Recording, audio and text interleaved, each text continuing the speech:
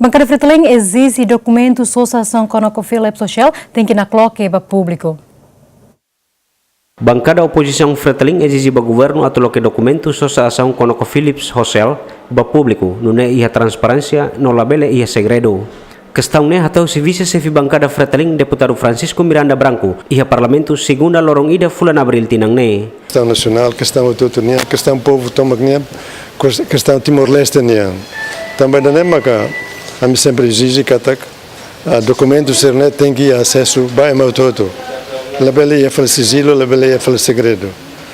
Tudo nós, a mim tem que ir na acesso para a mim bela interpreta, bela estuda, dia documentos internet. Porque se lá mostra a situação da Ansanena, a mim mostra bela questão a falar. Também samaga. E está delimitada a fronteira 100%, e está a sair decisão a tu executa, mas bem você parte selo que tem que e te uso falar parte selo minha opinião.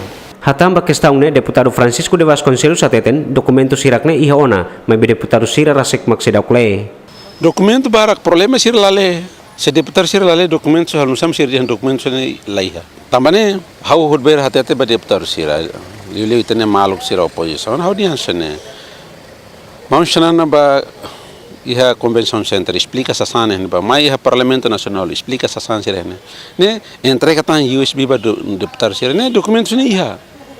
Ema compreende dalam deputado sira maka sira kule hoto documentos dalam USB sira loke USB ne par hare document sira iha lara ne bane documento ne iha kala par ita label politizer et sasan tabane maka bancada be governia ne dihan kata posisi be bancada governia ne kata ita em vez de kar khusude documentos ne ma filava mas ita for oportunidade para governo para olhar o serviço ne.